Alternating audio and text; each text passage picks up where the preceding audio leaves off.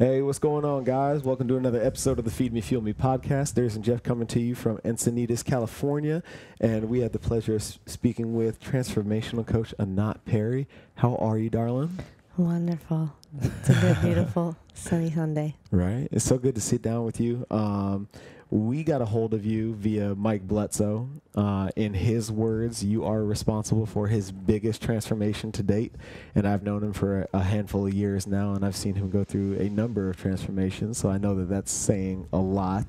Mm-hmm. And for everybody who doesn't know who you are, what you do, and how you ended up in the hot seat today, kind of walk us through your journey to life coaching and, creating a relationship with Mike.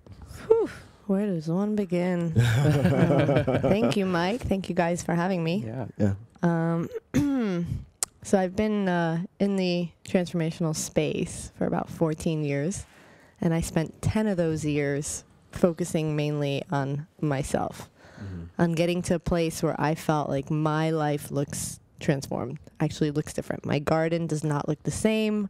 I'm not just tending to the same weeds over and over again. And it took a lot longer than I ever wanted or expected, but it was something that I was committed to no matter what, because I always knew I wanted to serve others in this way. I just knew that until I serve myself, I cannot serve others in that. So it took about 10 years, like I said, and then I ventured out. I worked with different mentors during those years. I did a lot of different modalities, whether it was NLP or cognitive work, working in big organizations like Landmark Education or the Chopra Center, meditation, all that stuff, to more into plant medicine, working with healers, energy work, somatic work. So really went full spectrum into all of it to get clear on what the best tools are. And I knew that I got to the right tools when I experienced that shift within myself. So, and of course it could be different for each person. Sure. But to me it was, the ultimate goal was always being able to bring this to others and serve others. I think ever since I was 16 years old, my friends were coming to me for advice. God knows what I said to them then. But whatever I said to them then was much wiser than whatever they could give themselves at the time. So it's like this was something I always wanted to do. I actually wanted to major in psychology, but I didn't want the 8 years of school. So I went the route of business and finance like my father instead. Okay. And ended up spending, 14 plus years in experiential school discovering this. And I'm glad I went that route. But so this was always a deep desire for me. And so for me, seeking the things that I knew would work for me, I knew that if I can embody this, I can teach others how to embody it as well. So fast forward meeting Mike about 3 years ago, I was already leading my own retreats. I was working with clients one-on-one, and I wasn't really clear on who I wanted to serve. So I was just like, God, bring me those that need my medicine. Whoever you bring, I will serve. I didn't really have a niche market. And I met Mike, and we had an instant connection and friendship. It was just like really deep friendship right away. It's like as if we knew we had this big mission together in life. And he invited me to speak at one of his events, and really saw that there's a huge need in the fitness space. These are amazing human beings that are up to transforming their body, understanding nutrition, understanding health, always seeking. And I saw that there was a gap in their mental and emotional strength. There's a physical strength there, but that there was a gap in that. And so thanks to Mike being at that event and getting exposed to a lot of people in the fitness space and the CrossFit space, it broke me into working with a lot. And so most of my clients now are in that space, whether they own a gym or they're coaches or they're athletes. And it's been great to see how there's such a level of commitment and openness that they have. Yeah. And so the results happen so fast because there is such a dedication that it takes to be physically fit. And so if you're willing to do that with the support of being in, in a loving environment, people will be willing to face also their emotional stuff. Yeah. So, a lot of the coaches that we've had on the show prior, kind of one of the common character traits they have is they're I would categorize them as natural empaths, where you just have this innate ability to feel what others feel, and as heavy as that coat can be, you are innately equipped to carry it for a short or long period of time. Do you feel like that's a strong character trait for you? Oh, absolutely. I experienced it last night. My boyfriend's mom is in town, and she's a widow. It's only been like 2.5 years, and we were watching some movie that triggered something for her about her husband. So she just sat there, and she's like, "Anat, can I just share with you about this?" And she's sitting there just sharing her story and this and that, and then she's like, "Okay, I gotta go brush my teeth." And she gets up to go, and I'm just like sitting there like crying, and my boyfriend's like, "What's up?" I was like, I feel her. Yeah. I feel her sadness. I feel her, her grief, all that. So, and he's like, and I said to him, I was like, I'm very empathic. That's exactly what I said to him. Same thing happens if he ever gets moved to tears when he thinks about his father. Immediately, I just like I feel it. Yeah. But it doesn't. There is a strength that I have around it where I can allow myself to really feel it, but not have it take over. And I think that's something that some people that are empaths really are, and they may not be coaches, but people that are very empathic, that they're challenged with, is it so takes over that they don't know how to ground back into their own emotions and their own energy. For me, it's been really helpful in feeling connected to my clients, is to be able to be with what they're experiencing and feel it, but not take it on as if it's my job to transmute it, as if it's mine as well. So, is that a learned skill for you, or have you always been able to create that separation between self and others' emotions? I would say that the more you heal your own stuff, your own emotion. So, is it learned? I don't know if learned is the right word as much as I healed things within myself, I can connect to that experience because I know it, but it's not triggering something in me. So I feel that for a lot of people that are empathic, if they are taking it on or it's taking over their system, it's because it's actually pointing at something that there is for you. Got it. Yeah, sure. So along your path, and you said that this is where you're at now, has been a conscious life path for you for a lot of years. What was your biggest transformation? What was the thing you overcame? What did you begin to embody that you're like, okay, now I'm in a space where I can serve? Great question. Yes.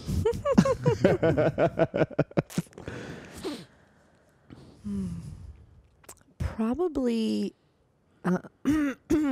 healing the parts of me that were really the little girl in me that didn't have the love, the attention that she needed, the quality time that she desired with my father.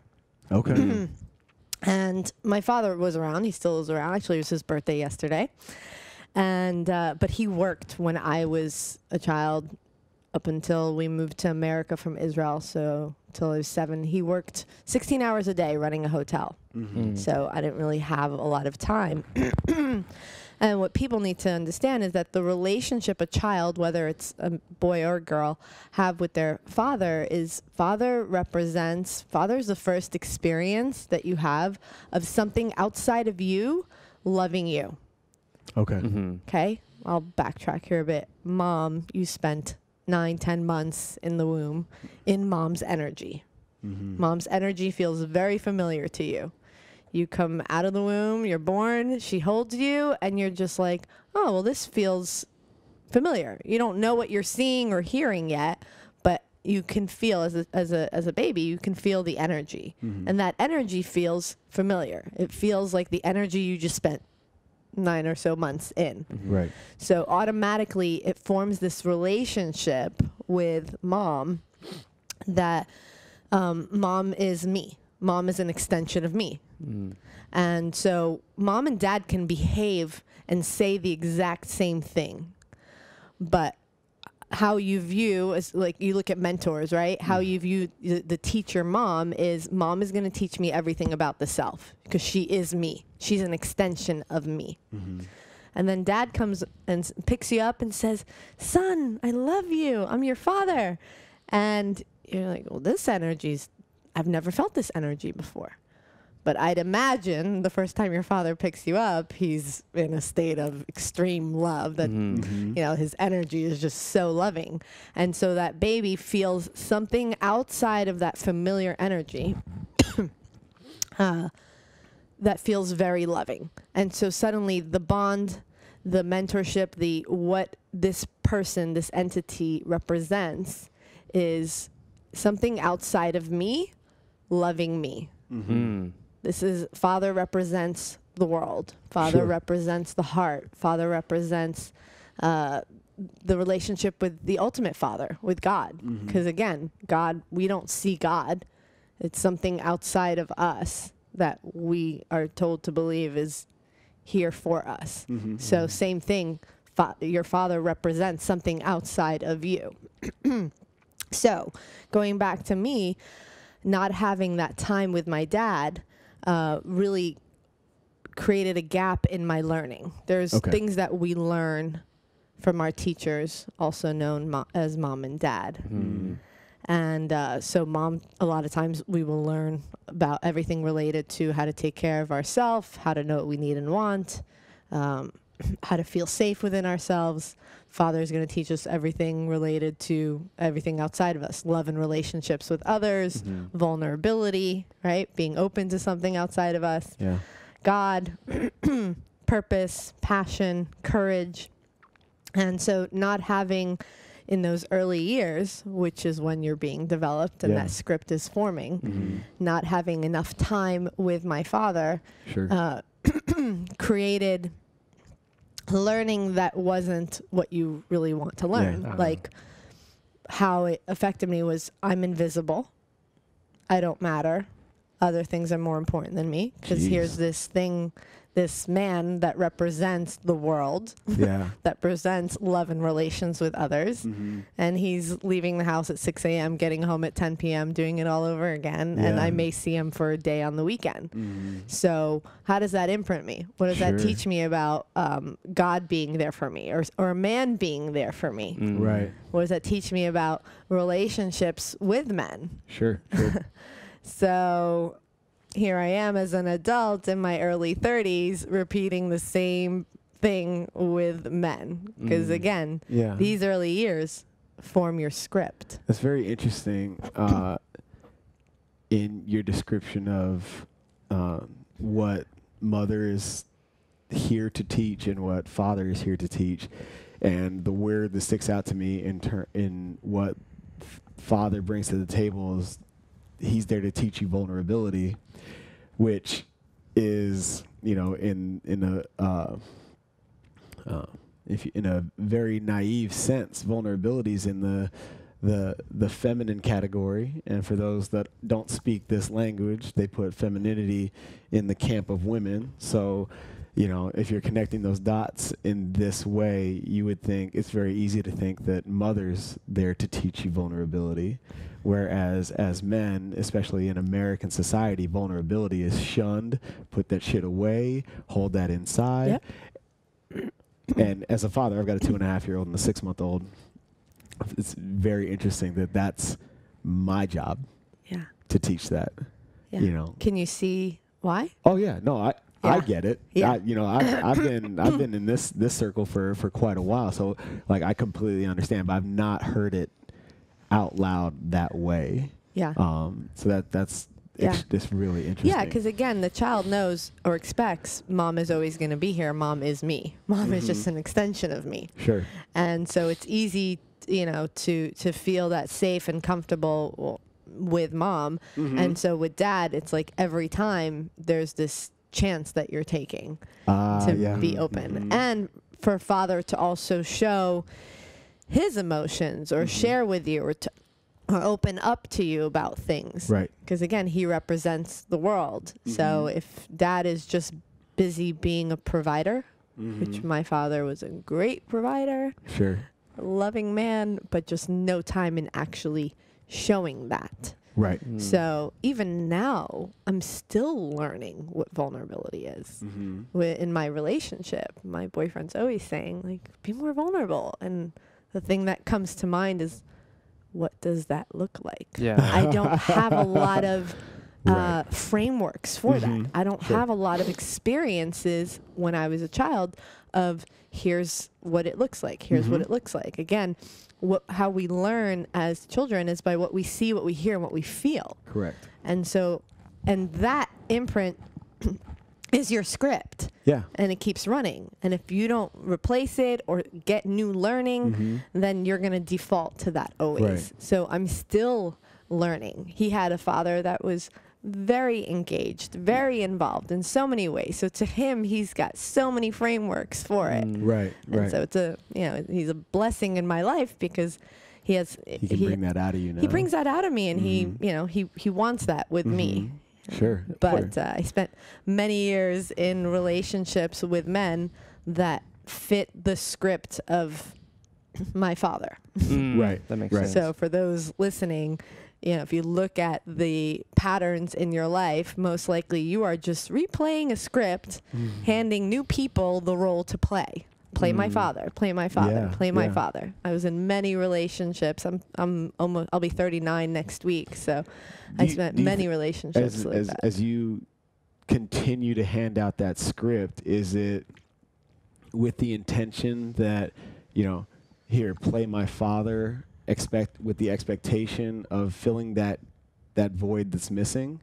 Or do you not even recognize that the void is there until you get the education that you have? So most people are not aware. Right. It is completely unconscious. I was not aware, but people go towards what feels, excuse me, familiar. Oh, this feels familiar. Not Good, bad, or indifferent. Right. Completely absent of labels. This is normal. It's unconscious. Why am I attracted to this person? And you don't realize that, you're attracted because they exactly fit the role that you're looking to fill. And then there's the part of you that's really hoping that you could rewrite it. You could change it with this person. Right. Yeah. How, you said you moved from Israel to America. How was that transition, and how did it affect you in your life? Because that's completely two different cultures, Yeah, it wasn't so much the culture because I was 6.5. Okay, so still. But it was a traumatizing experience. Now, traumatizing, trauma is a big word. We can say, abuse is trauma, all that. But even just to me, and I didn't realize this until about 20 years later as I started to delve into the work, leaving at 6.5 years old, my home, my country, right? My home, my language, my friends, my family, being taken out of everything that was familiar to me, and coming to New York City was a real shock. And at 6.5, you don't have logic yet. Logic is formed at 7. The brain is fully, not the brain, but that part of the brain starts operating then. So I didn't understand it. There wasn't really much understanding. There was more just accepting it. And so the shock of that created this real anger in me towards my parents of like, I can't trust you. Like, you took me away from everything that was familiar to me. But I didn't process that experience, that anger, or that feeling of it was kind of like, it felt like a betrayal to have everything that's familiar taken from you until a few years ago. Wow. Because again, it's not about remembering these things. If you would have asked me this 10 years ago, I would have said, I don't know, it was fine. I just didn't really understand much of the language, and then suddenly I spoke it. And I'm happy to be an American, happy to be living here, glad my parents made that choice, right? That's what I would have said, and not really seen how much of the emotions around that experience I didn't actually process that affected my life later on, affected in a negative and a positive way. I have an older brother and a younger sister. My sister was born in America, so she's very different than us. My brother and I are both bigger risk takers. We both left, we've both moved a few times in our lives on our own and just like left everything and started over for the better. And so it's given us that courage to just take leaps in that way. So that's like a plus, I would say. But there was still things that I would say that you don't know in your system that are affecting you and being able to trust others. That's really interesting, because like just trying to think of all the work that it goes through to get to that point that's the hard process for me, because we talked a lot about blind spots this entire weekend, and it's like somebody else say something like, Mike asked me a question the other day, or after we got done interviewing him, and I was like, for the first time, I didn't have an answer, and I was like, I just kept rambling and rambling and rambling. And I talked to Durs and Max. I was like, that was an interesting question, because I didn't know that I needed that question asked. Or I know I needed some types of questions asked, but I didn't know it was that specific question that would throw me so far off balance. And it made me reevaluate, like, what is the actual purpose of like what I'm working towards, or like where am I missing? Where's the gap in my knowledge or, my personal life to feel that? It's just crazy how you're able to, through your life, discover that over a time period of continuing to work on yourself. And, like just having these conversations like this, you start seeing like your mindset or Mike's mindset, and like people who are willing to go deep and really, uncover the stuff that is hard to look at, because, we like to cover things up. That's just really really enlightening to me. So like that's crazy how you were able to do that and just be so comfortable in that zone. Yeah. And I'm still uncovering stuff.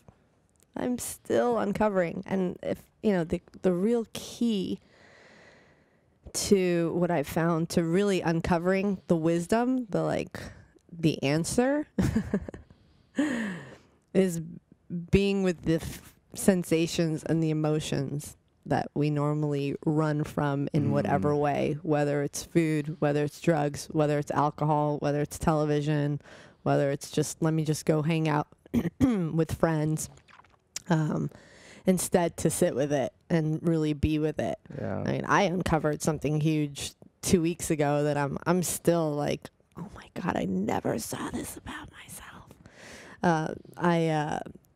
Anger is an emotion that I don't like to express or feel. Except for at my mother. I think my mother is the only one. That, and I still don't know why that is. She knows what buttons to push. She does. I'm really, I feel that it's probably because that connection I have with my mom is just like, well, she's unconditional love. She's always going to be there. Yeah, So you can say whatever you want. I can say whatever, and she's going to be there. And with other people, I still feel that, fear of loss in some way with them. And so by no means do I feel that you should express anger inappropriately, but there's still a need, even if you're not an angry person and expressing it externally, there's still a need for the body, for the system to feel it and to process, because underneath anger is probably some disappointment or betrayal and then like sadness. Yeah. And so something happened with my boyfriend that like stirred up that anger in me. And I was like, hey, I'm not going to say anything now. And the next day I was just like, I didn't notice how fast I went to logicking it. Most people will go to their head and say, well, we were under the influence a little bit. We were at a concert. This has only happened twice before. It's fine. I love him. I know who he really is. Which, can you see? I'm just like Yeah. talking my way out of actually letting myself feel it. Mm. And I'm quick to come back to like unconditional love. And so I did share with him, but I had it as like a very like matter of fact conversation. Yeah. Here's what you said. This can't happen again. Da da da. And like thinking like, okay, I'm good. And a few days later, he and I met up to go to the movies, and he messages me the next morning, and he's like, I didn't sleep well last night. I have to tell you, I didn't feel connected to you. I felt like you were ingenuine. You didn't feel like yourself. I don't know what's going on. And so long story short, I had to take a couple of days to really process all this and see that a part of me was still really angry at him, but I was so disconnected from it. And this is what we do. We disconnect from parts of us that we don't want to feel. And if we're disconnected from it, then other people around us are going to feel a disconnection from us. Right. And me specifically, I'm normally a very loving person. So if what I didn't see that I do unconsciously is I don't fully process it, but I'm still a bit angry. And so I become passive aggressive, and I withhold a bit of my love from you, of how I normally am with you. Right. And I noticed that that night, that date that he and I were on, I was in my head a lot. I was like, but, and so again, I didn't give myself, we should not have met that night. And it's perfect because I wouldn't know any of this if it didn't happen. It took me another 4 days to see. And what happened 4 days later is one evening, I just allowed myself to, like, I got in the shower, I was getting ready for bed, and I just started to cry. And I just felt the anger. I felt all of it. I went to bed. I'm still crying for like 15 minutes. I wake up the next day and I'm just like, I pull out my journal and I'm just like, I don't know. And I was really at this place of like questioning everything, which is a great place to be. Because where I was 5 days before that was not questioning things and totally willing to put someone else first and my relationship with them first instead of me first, and making sure that I am loving all parts of me, that I'm really giving voice to my full experience and evaluating everything and choosing from there after experiencing all of it. And so I went to the beach that day. I left my phone at home. I was like, I just need to be with me completely. Took my journal, processed everything of like, you know, what do I love about him? What do I not? What do I love about myself? What do I not? And boy, was that list long. Things of like, hey, where am I an asshole, so to speak? Where am I not showing up as my greatest? And because at the end of the day, can't change another person. So you can look and see, but a lot of times how someone else is showing up is a mirror of for you. So I was like, okay, I could say all these things about him, but where am I this as well? Right. And then it came to like, well, who am I committed to being in this relationship? And we just celebrated a year together. And we talk about marriage and kids and all that. So this isn't just some whatever relationship. This is my person. Right. Right. And I was like, who am I committed to being that I haven't been showing up? And I was like, wow, I don't express my needs and wants enough. You know, I'm always so quick to forgive. And it's like, I'm not, like, I'm constantly abandoning a part of me. So here I am, transformational coach, help other people with this, but you know, I'm not perfect. I'm still constantly willing to look and learn. And the beauty of being in a relationship is it's going to give you that perfect mirror constantly. And so, you know, I got clear on all that and clear on who I want to be in this relationship. And funny enough, he reached out to me that evening and he was just like, I didn't hear from you all day. And I'm like, you said you wanted space. He's like, I wanted physical space. And I'm like, oh, well, okay. Well, I needed full energetic everything space, but he felt it. And we had a great conversation and we shifted it. And now here we are 2 weeks later and our relationship is stronger than ever. And I am aware of the part of me that I'm quick to abandon. And that's anytime I feel hurt or anger, I don't want to feel that. Yeah. And I never saw that about myself. I knew that I was someone that was like, I don't express anger. You're rarely, I mean, if you see me yell at you or get angry, then I don't know, you must have really done something that I've still yet to experience. And so, but to see that part of like, it's okay if you don't yell at someone, but you still need to feel through all of that. And so I don't know how we got to this here. That's good. Here we are. Yeah. But you know, the lesson I've really learned in the past few weeks is the importance of seeing what is it that we're not willing to feel. What's uncomfortable? What is that emotion? And I asked my clients some of this recently, and I gave them like anger, sadness, joy, love, and fear, shame, guilt. And I said, post in the Facebook group, what are the ones that you're uncomfortable allowing yourself to feel? And you'd be amazed how many of them say fear and joy.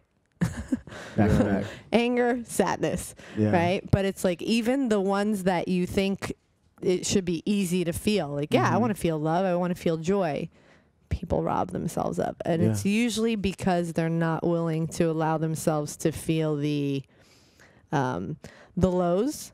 So then how can you allow yourself to feel the highs? There's just this like undeservingness and more of this living flat line. Yeah. No emotions. How do flatline. you facilitate that in people that either aren't aware that they need this work or become conscious of like there's a gap in my emotional arsenal, and like Jeff was saying, they know that there's an answer, but they don't know the question. Yes, perfect. Okay, so I think this kind of circles back to before. So before it's an emotion, even before it's a thought, a lot of times we're like, I'm angry, I'm depressed, I'm this. We put all these labels that are really more like an observation than the emotion. So even underneath the anger, it's a sensation. It's a sensation in the body. And so the practice that I take people through is feeling that sensation. So even at my retreat, sometimes people come up to the hot seat, or as I prefer to call it, the healing seat. There you go. And they'll be like I don't remember anything before I was 10. And I'm like, okay, cool. Come on up. It's like they're trying to remember with their mind. And the body keeps the score. The cellular memory is there. The emotion, the feeling, the experience, it's there. So I have them more. I more guide them to what they're feeling in their body. To where is that energy stuck in the body, blocking the flow of love. So they may say, "Well, I'm like, what are you feeling right now?" I'm feeling this like tightness in my chest. And I'll say, okay, just be with that sensation. Allow it. Feel it. Most of the time, we don't allow it. We want to change it. We want it to stop. What are we doing in that moment? We're rejecting it. That's not love. You look at self-esteem. The definition of esteem is to respect or admire. And so if you are rejecting, you are not respecting or admiring. So what is that doing to your esteem? Right. To your self-esteem, right? Rejection. And so it's very simple in the concept of it, and then it's a practice to really develop that, allowing yourself to be with whatever it is that you are feeling. Allowing that sensation in the body to be there and putting all your focus on that spot and just observing it, just being with it with love and compassion and curiosity. Like, oh, interesting. I'm feeling this tightness in my chest right now. It feels really warm. Okay. It's okay. Think about a child. So you have a 2-year-old, you said, and a 6-month-old. So your 2-year-old, they come to you and they're like, Daddy, and this happened, and blah, blah, blah. You're going to listen to them. You're not going to say, oh, you're fine, just go play. Right? Because are they fine yet? Right. A lot of times is it a boy? Yep.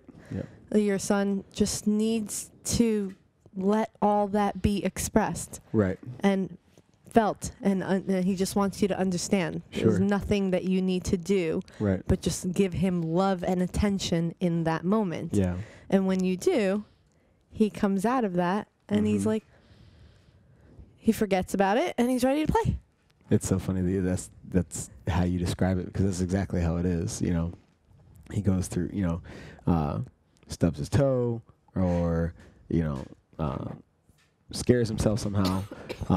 He comes running up, make it better, and pick him up, hold him. You good? Okay, go play, and it's over. Yeah. In a split second. Yeah, and somewhere we lost the connection to our body and to allowing that, whether we were taught that or society says that. Toughen up. Sure. You're fine. Just go play. Or the way, we just rush to run away from pain and distract ourselves and make it wrong, like as if being sad is and angry is bad. Yeah. Being happy and in love is good. Yeah. Instead of they're all just emotions. Well, it's funny that you say that, because we had a long conversation with Jessica Woods, one of my old coaches, and we got into a long discussion about happiness being a choice. And I think that in this space, as people become more aware of taglines like that, happiness is a choice, the very naive thing to do is to ignore all the other stuff, right? Absolutely. And instead of the masculine rhetoric that society gives us, where don't feel what you need to feel, internalize it.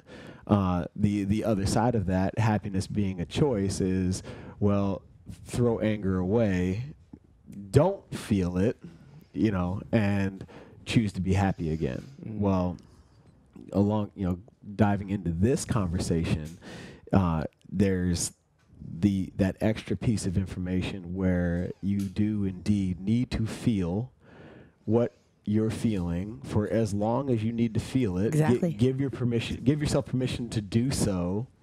And then when that feeling is no longer serves you, that's the construct in my eyes, is when that feeling no longer serves you, okay, now choose to be happy again.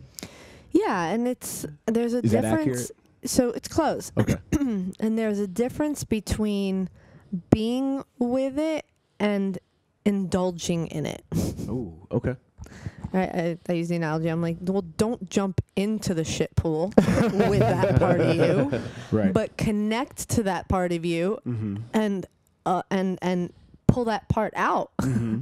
So there's this, you can cry from a place of like, oh my God, and this like pity and sadness and sorry for yourself, and where what's actually happening in that moment is you are having a lot of other thoughts and adding story to the feeling. Right. And the thoughts and the stories are fueling that anger, that sadness, that love, any of those. So the practice is to really, it's very similar like to what the whole point of meditation is to let go of the thought and just be with the sensation that's there as just all it is a sensation.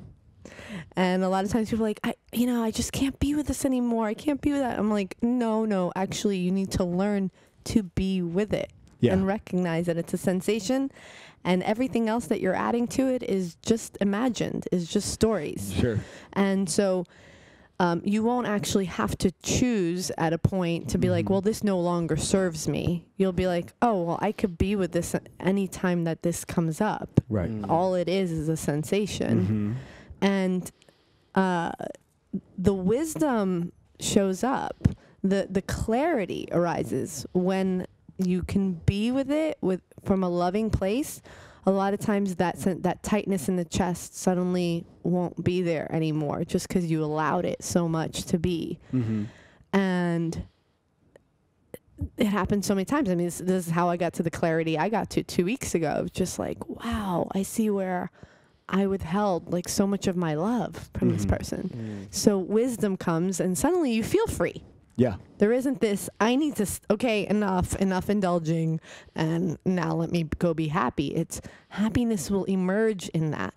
You're integrating that part of you back to the rest of you from a place of love. And you're actually able to raise that vibration back to love. Yeah. So, I mean, just allowing ourselves to be with all the energies, all the emotions.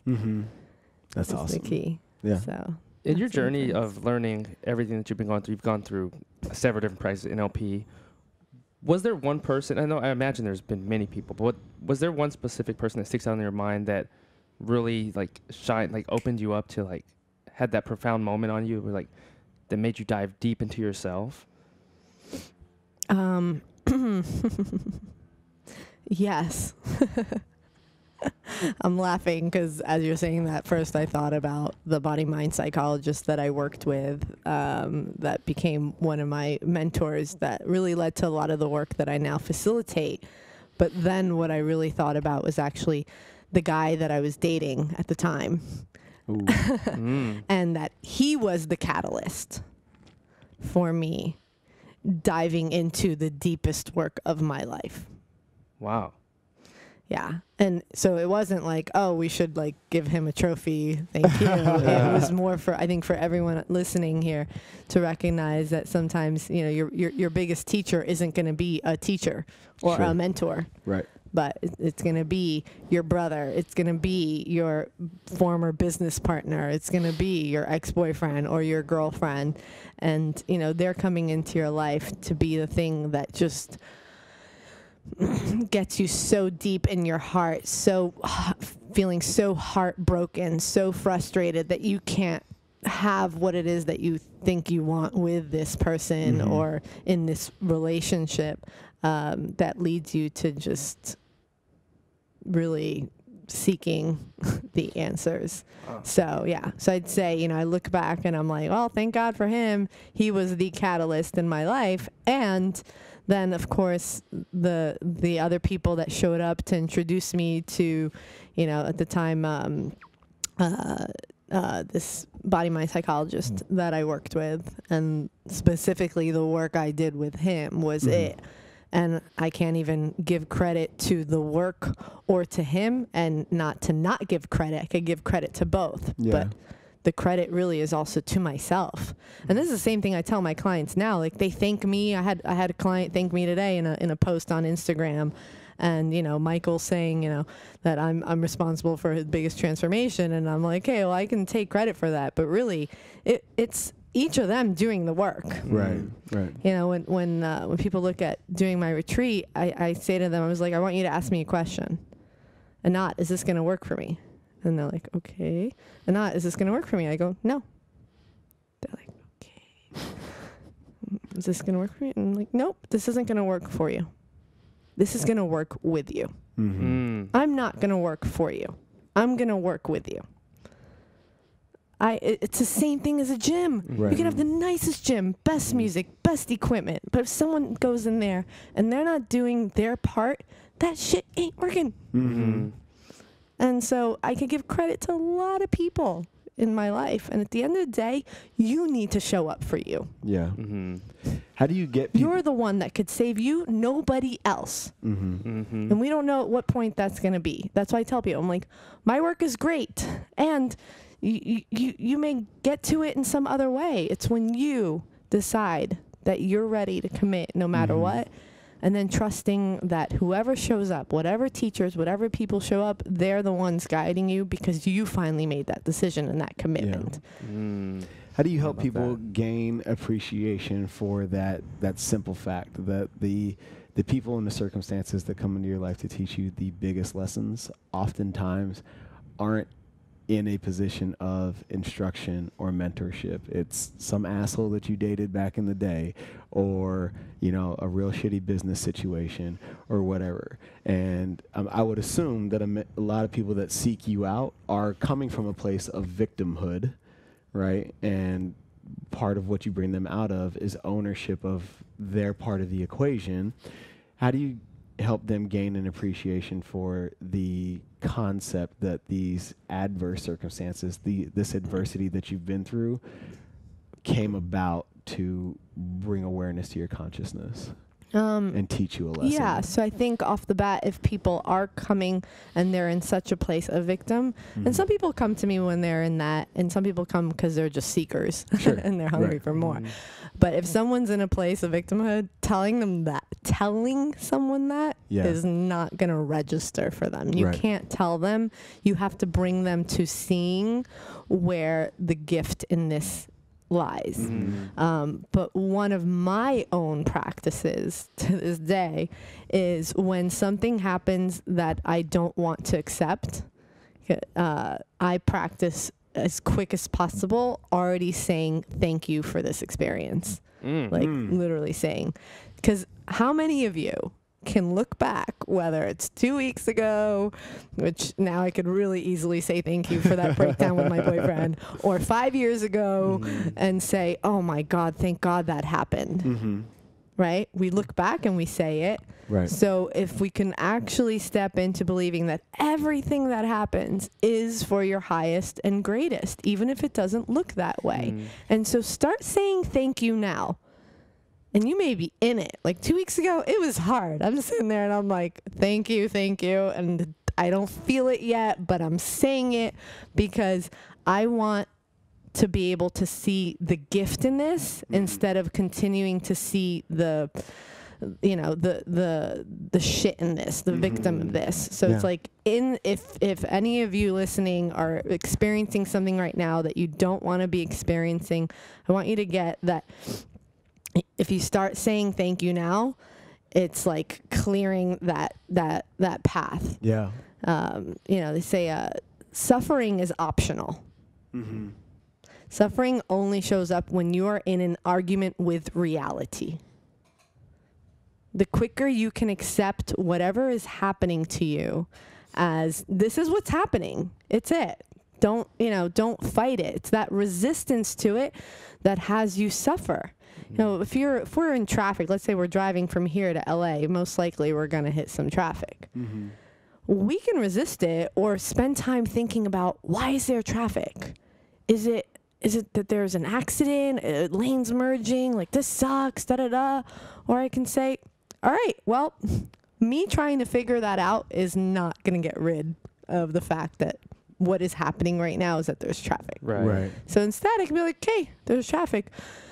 Cool. Well, I could barely, basically put my car in park right now. I could snack on the yogurt I have, or great, I have Michael in the car with me. He and I can get into this whole, we really have time to catch up, or now I can catch up with my mom on the phone, or this or that. It's like looking for the gold in all of it. And if you can't find the gold, it's just start saying thank you, thank you, thank you, thank you. This is happening. I know this is for my highest and greatest. And watch that suddenly your perspective changes, and you're not looking for the why this sucks. You're more looking for the gift in it, and suddenly you'll see it. So going forward with that, helping people come to seeing, tell us about your retreat. Mike wouldn't shut up about it. Well, then listen to that podcast now. Don't give away the secrets, but I want to know about it. What do you want to know? Well, give us the construct. You lock yourselves away in the cabin, and so we set the mood. You do all the things. Yeah, so we take 6 people. We only take 6 because it's deep work, and we want people to have that. It's necessary to have that one-on-one attention. Did Mike tell you about my mushroom experience with him? No. Okay, so as soon as you finish setting the stage, I'm trying to decipher how deep it actually goes. But go ahead. Yeah, so, I mean, we'd love to serve more. We've just come to realize, no, 6 is really that magic number where there's enough people going through it together that they influence each other. Yes. Like we you know, it's like, well, why not just do one-on-one? Because there's something about being in a group, but that group is like, that 6 is like the magic number. So we're in a house together for about 5.5 days. We do it right now in Idlewild, California, which is in the beautiful mountains, gorgeous mountain home views of all the mountains. And we delve into uncovering, what did you learn? What did you learn from your caretakers, which for most people were mom and dad? And even if dad wasn't around, let's say dad left when you were 2 years old, even the absence of father creates a learning. Because again, if father is responsible for certain subjects, and even if mom then stepped into playing the role of mom and dad, or so you think, it does not translate that way. Okay. Because energetically, mom is an extension of self. So if dad wasn't around at all, there's going to be a gap in you know, and there was no male role model there. Instead, there's going to be a gap in the learning that you should learn from dad. So anyway, we delve into uncovering it, and we're looking at the five areas of childhood development, the 5 areas that you want to be functional in order to have the best chance to succeed in all areas of life as an adult. Okay. So self-esteem, which is like your worthiness, expressing your needs and wants. So knowing what you need and want and expressing it appropriately. Sure. You know, and so responsibility. So your ability to respond appropriately to others and to be responsible for yourself. Okay. Limits and boundaries. So knowing your limits and your boundaries with yourself and others, like budgeting money, time, energy, that's, you know, that's a limit right there. You know, boundaries of, well, do you have walls so hard that you don't let anyone in, or are you a doormat that everyone gets to walk all over, right? Just some examples of it. And accountability. And accountability is more like vulnerability, like being accountable for what it is that you're experiencing and your willingness to show up authentically in that and share that with others and connect with others in that way. And so, you know, we uncover first, where are you at as a starting point in these? Do you have low self-esteem? Do you have no self-esteem? Do you have other self-esteem? So, you know, each one we look at all the ways that you are at currently and how it may play out in your life. So it's important for people to know their starting point and how it shows up in their life right now. How that behavior of having low self-esteem plays out. Like it could be being a people pleaser, being a workaholic, where you feel like you need to succeed in order to feel worthy, undercharging, undervaluing yourself in your business, right? Just some examples so people could see, wow, here's how it affects my life. And so under each one of these categories is anywhere from 100 to 300 possible limiting beliefs. Damn. Jesus. Okay. And so we spend 2.5 days on mom. And we start off with mom. Why? Because that's where you started. Mom represents the self. And so we go through each one of these areas and really look at what you learned. What you learned from her and how she treated herself and how she was with you and how she was with others. What you learned by what you heard, saw, and felt energetically from her. And so I give you these lists. It's not like you have to come up with the, you know, limiting beliefs. You're going to look at these lists of them and you're going to uncover the ones that you felt you learned from mom. And it's interesting because after people do it and then they read the ones that they highlighted and they're like, oh, no wonder my life looks the way that it looks. Here's my script. Right. This is it. This is my operating system. This is what's running the show of my life. And so from there, we start the healing seat, the hot seat work of, okay, there's a bunch of these beliefs that are just playing out in my mind. And then there's like a handful of, let's say, 10 to 20 that are deeply ingrained. They've actually formed your character. So they don't occasionally show up in a scene in your life. Like you actually believe that, like my client today that posted about his experience on Instagram, he had it that like nobody's going to be there for you. No one's going to help you. Something happened when he was, I think, in kindergarten. And again, he didn't remember this. He didn't realize this, that he didn't feel supported. He felt all alone. And so he like decided in that moment, like, you can't count on anyone. No one's going to help you. And how this played out in his life that we uncovered when he was in the healing seat was he would constantly choose mentors that that he felt didn't know as much as him, so that he could prove that no one can help you. Oh my God. He reaffirmed his story. Oh, Wow. constantly. And this is someone that came to the retreat with his girlfriend because he wanted to support her. But he felt like, I'm good, my life's awesome, I make, he makes like 6 figures a month, my parents are great, everything's good, but I'm curious, I'm interested if you guys will uncover something. And we end up uncovering the mothership that has been running his life. And he was in, for the rest of that day when we uncovered that, I think it was day 2 we uncovered that, it moved so much energy in him that he was exhausted. He had no appetite, and he was like, I feel like I could sleep for like 24 hours. Yeah. That's how much there was to integrate. And so that happens a lot, where we're uncovering something that is not on the surface. Whatever you're coming there with that you think you know, there's something deeper than that. And this has freed him up so much. So anyways, so we do a lot of work to really look at the deeply rooted beliefs that you have. What's at the root of them? Why does this show up and run your life? When people are looking at these beliefs and I say, well, what are the ones that are deeply ingrained? I'm like, what the hell does that mean?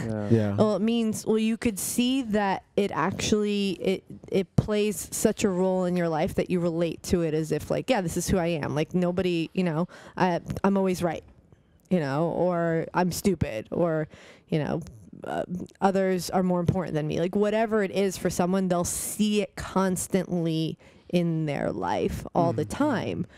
And so they're like, okay, so here's one, but I don't remember anything, Anat, before I was 10. And I'm like, yeah. Okay, that's fine. Come on up here. And then Mike and I facilitate really getting them to the root of it. And usually there's some emotional release. Once you uncover this atomic bomb or mothership, whatever you want to call it, how long from that event happening does the integration take for it all like to finally solidify and have this new belief or idea? Great question. First of all, after the 5-6 days together, what's also included in working with me is 3 months of integration. I'm huge on integration, because you could have great ahas and all that and release, beliefs and have an emotional release. But really what you're doing is you're pulling out weeds, you're getting to the root and you're pulling the whole thing out. And then we're planting new seeds at the retreat, right? New beliefs that you actually do want. But if you just plant seeds and you don't go back to that garden, the weeds are coming back. Right. And so it's important to water those seeds. And what waters the seeds is taking action in alignment with the new belief. And so in the 3 months of integration with me, like that's my focus and intention with you, is like having you really take action in alignment specifically with new beliefs. And of course, new things are going to show up, but you now have an awareness of it. So you get to keep unpacking it. I would say that people, like, it depends on what it is, but it could be anywhere from, by the next week, the next day, to 3 months to like 18 months of really tending to that garden. You think about a garden, and I actually had a client that has a garden, and she's like, your analogy, she's like, this is so exactly how it is with a physical garden. I've never gardened before. You do have to tend to it every day, and some things do take a year or so to plant such deep roots that you're good. You don't have to worry about, it dying on you as long as you just keep watering it. And again, the water is acting in alignment with that. So Nice. yeah. Right on. So it just depends. I love that. Okay. Yeah. So anyway, we spent 2.5 days on mom. We go into then 2 days on dad. It speeds up. Mm-hmm. It definitely does. There's less resistance. Of course, once we're done with mom, you're really at a place where what you're also getting here is, yes, we're clearing out beliefs and behaviors, but you're also getting the new learning. And the new learning is the learning that you would have always wanted from mom and dad. Meaning if you had the perfect parents, the perfect mom and dad, the best learning, this is how they would show up. And guess what? We're adults now. Mom and dad's job is done. Yeah. You are now responsible for parenting you. No one's going to tend to that garden but you. So you're also walking away with the skills to mother and father yourself, which prepares you also to be better parents. Yeah. For sure. And so you're getting the learning to know how to tend to yourself. So I could talk to someone, and I had a call with a woman earlier this week, and she told me what she's challenged with in her life, and I could see what's missing. Is it mother learning or father learning? Okay. Oh, here's the gap. She doesn't know how to mother herself. She's not mothering herself. And she's busy mothering everything else, everyone else. Yeah. Right. And so it fills that gap as well. So when we complete mother learning, in those 2.5 days, everyone that's there has this commitment to themselves. Like they just had a child and they are that child's mom. Like there's this ownership of it. And so when you have that connection now to show up for yourself, you are more prepared to show up and deal with the world. So if we started with father first, and father represents the heart, so a lot of times it's more heartbreaking, emotional for people. Yeah. People wouldn't be ready to make that commitment. They have to start with the self before they can really take on the world. I love that. Of it. So. And I love even more the fact that you acknowledge the integration process and how it's, people get like that seminar high. It's like motivation, woo!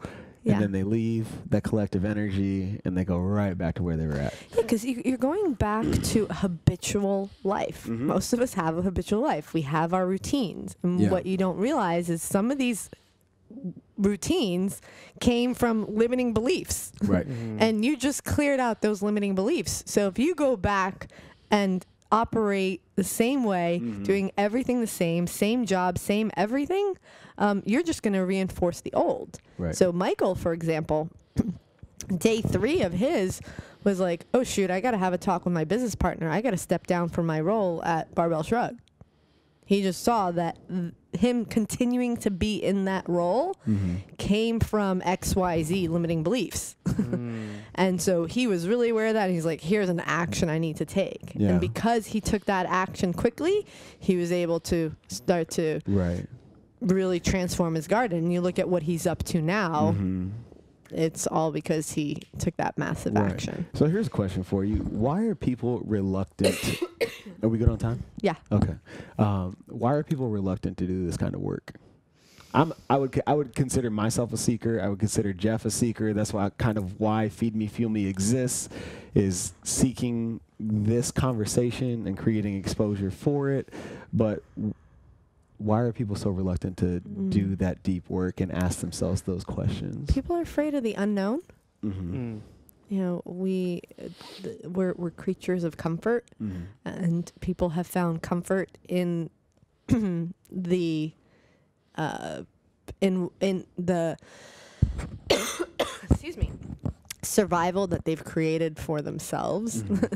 And most people are not operating in creating their life.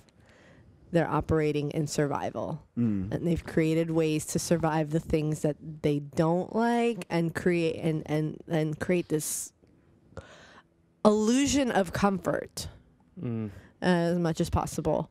And so part of it is that like fear of, well, if I'm not this, then who am I? And the part of them that's scared is their subconscious, is their ego that has created this construct of what, how to just like survive in life. Right.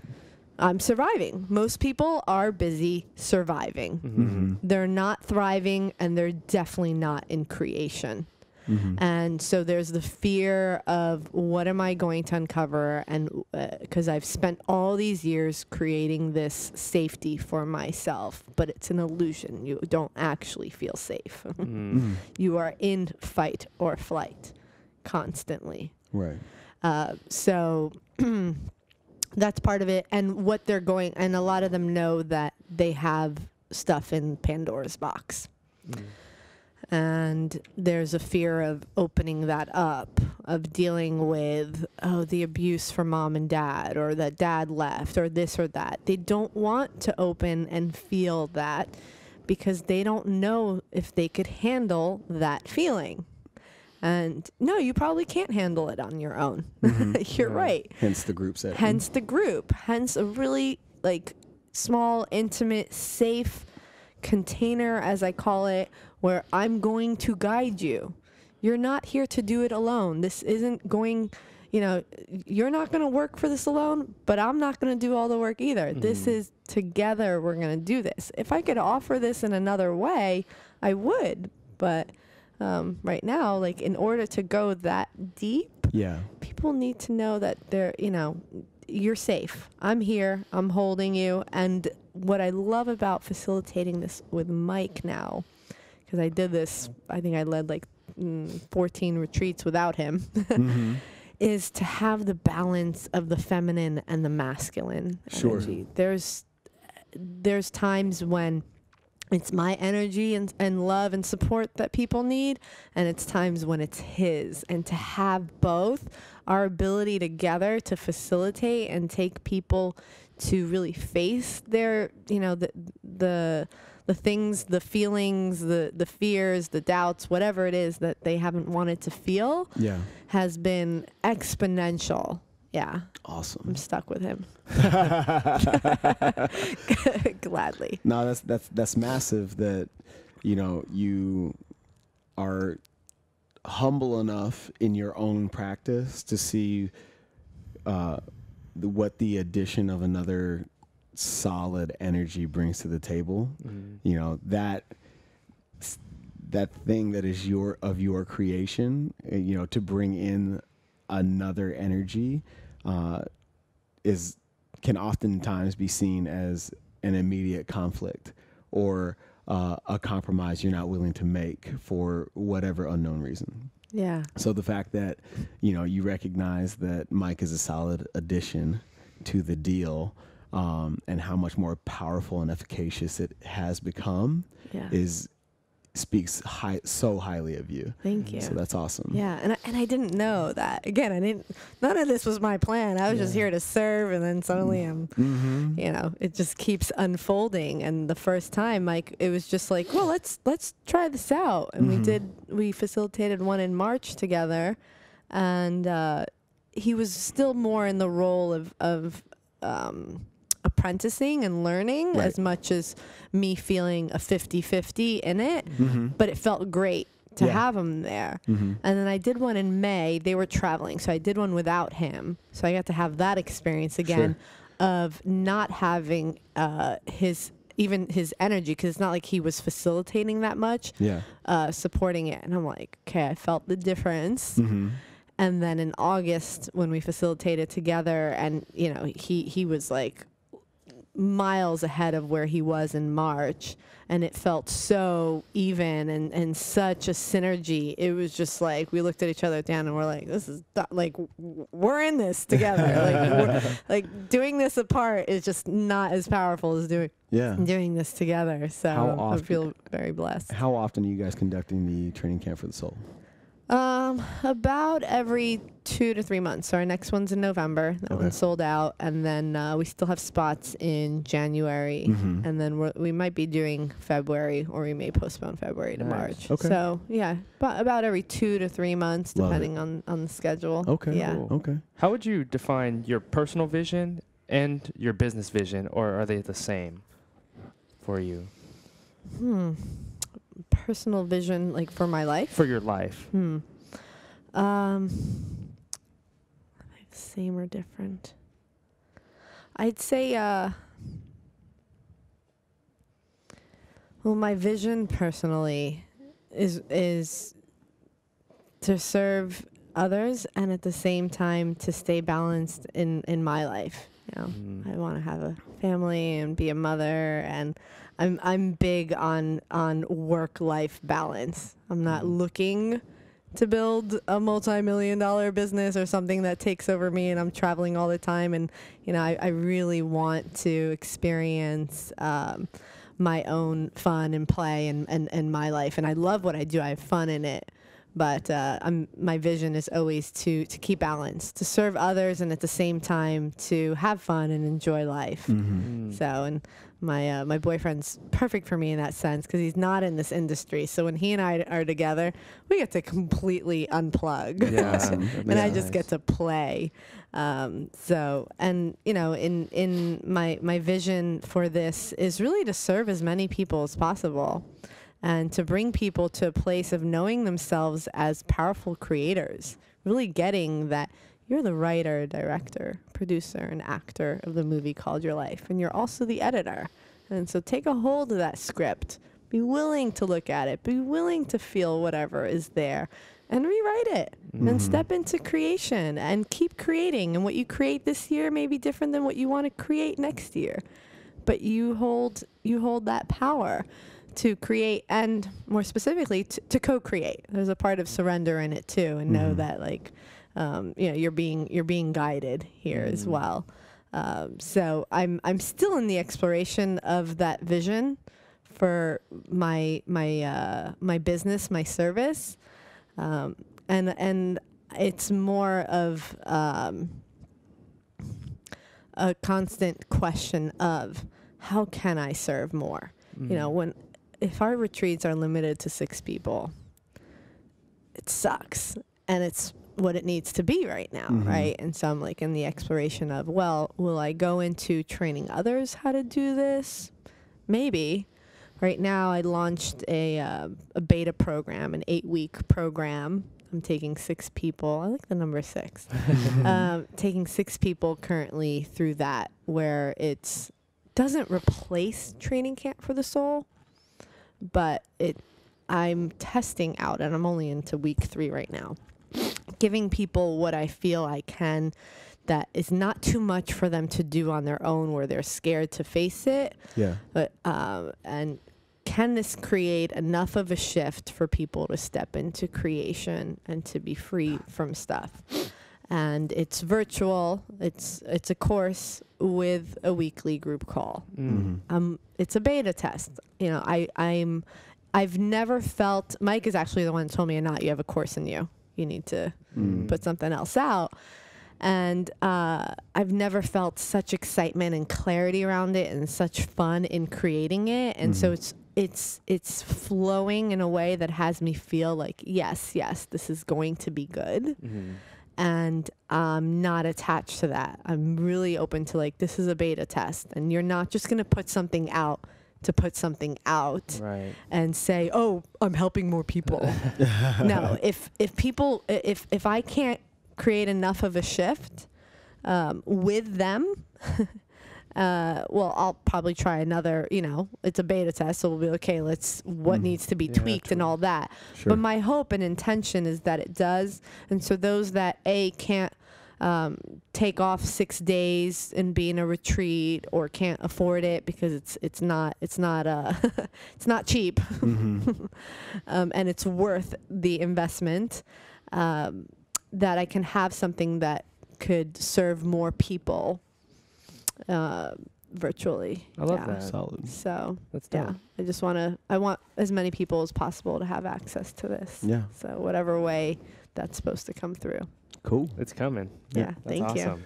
Yeah. So before we let you get out of here today, I want to talk about more about your personal practice on a daily basis. And I'm going to ask you 2 questions in succession and answer them in any which way that it comes to you. The first of which, what do you do each and every day to feed yourself and create that clarity to streamline your process? And the second of which is, what do you do each and every day to fuel yourself and create that sustainable momentum over the long term? Feed myself. I'm always learning, always reading books, listening to podcasts, listening to books. My car is, music does not get played unless I have other friends in the car. So always learning, always being a student myself is what I use to feed myself. Fuel. Every day it's about really checking in with, am I in homeostasis? Yeah. If you're in fight or flight, you cannot create. Like, think about it. If you're being chased by a tiger, you're not thinking about, what do I want to write today? Or you're just like, go. And so many people don't realize that their nervous system, that they are in fear, in fight, in flight, in some way, not grounded in homeostasis.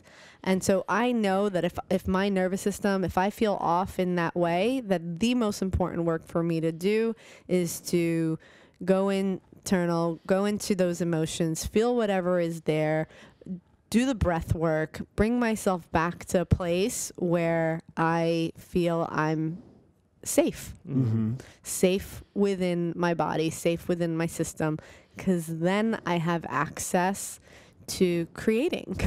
Right. And so if someone's trying to create something and they're wondering why they're blocked, it's most likely you're not in homeostasis. Right. And so to me, a lot of times what that looks like is breath work, is my form of meditation, which is really feeling through the sensations in my body. Sure. Yeah. Being in nature, beach walks, turning to my journal. Moving my body. So spending the morning hours with me, and if it takes me 10 minutes, great. And if it takes me 3 hours, great. That's what's needed. The most important thing, what is there to do? So many times people are like, I need to do this and I should do this and I should do that. And just in that even energy, you could tell that they're in fight or flight. They feel that they need to. And instead of, and then you end up, you're not really creating what you want. You're still surviving. Right. So to me, it's like the only thing to do is you, is getting yourself back to homeostasis. Yeah. And if it takes the whole day, well then, that's the most important thing, because everything that you're going to try and create, if you're not in homeostasis, is just you surviving something. Yeah. And so I put myself first. Okay. Yeah. I love that. And where can everybody in this community go connect with you and support you with everything you have going? I've been working on getting better actually putting stuff out on social media. And so I would say following me on Instagram or Facebook. I occasionally do some Facebook Lives. And if they're interested in my work, they can go to trainingcampforthesoul.com. I do have a little free PDF on there of uncovering some limiting beliefs.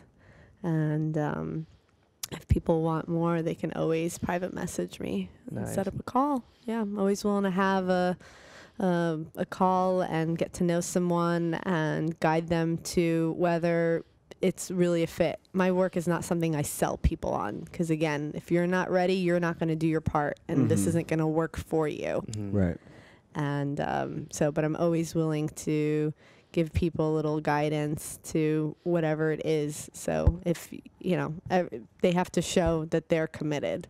So feel free to reach out. Feel free to message me. There it is. Yeah. Cool. Well, for everybody out there in Feed Me, Fuel Me land, make sure you check out everything that Anat has going on. If you're interested in that deep work, I know I'm going to attend the training camp for the soul. Awesome. At some Would love to point. have you. And, be sure to check that out and see what she has to offer. And if you're willing to do the work, she's here to reciprocate. And really appreciate you being here. Yeah, thanks for showing. Taking the Thank you time guys. and, Yes, and it's been a pleasure. sharing your story, sharing your journey. And until next time, guys, feed me, fuel me.